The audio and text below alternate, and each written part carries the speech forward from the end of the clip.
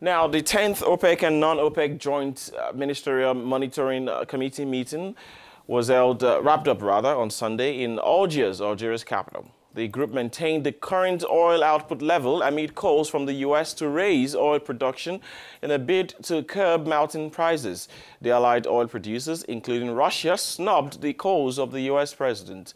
Trump had a few days ago accused OPEC of monopolizing the oil market.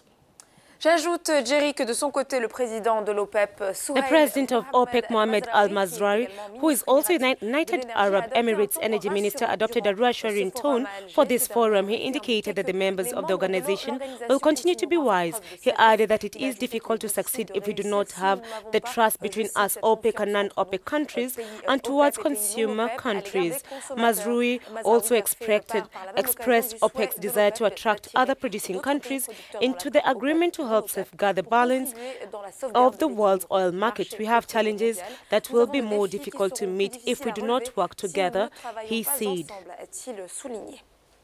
And now we're being joined by our correspondent in Algiers, Tariq Afid. Bonjour Tariq, comment allez-vous?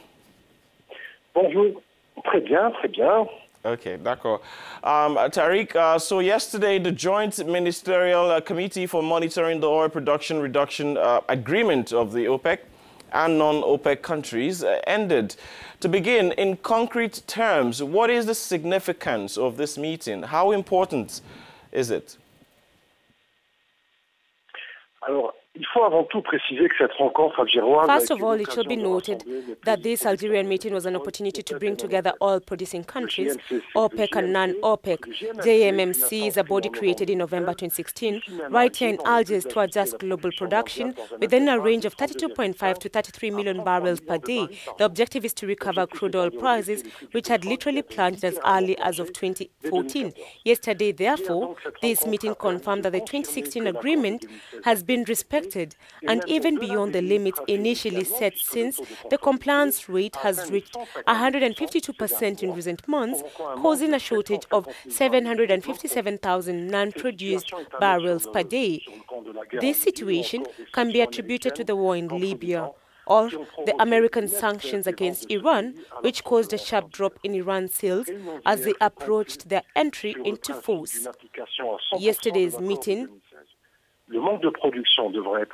concluded on the principle of 100% implementation of the agreement, with a lack of production to be ensued. Going by what you said, in other words, the JMMC, that's the acronym for the OPEC and for the meeting rather. So in other words, they ignored the threats or calls made by Donald Trump via Twitter for OPEC to lower its prices now. Parfaitement.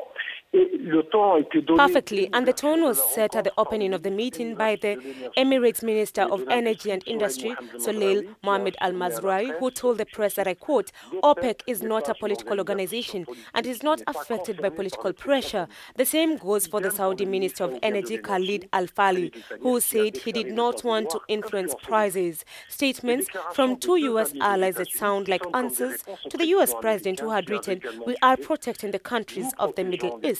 They will not be safe for very long without us, and yet they continue to raise oil prices even higher. For many observers, Trump's objective is to pull the price of oil below 80% above the current price in order to damage the Russian economy, a strategy that has no effect on the producing countries meeting in Algiers.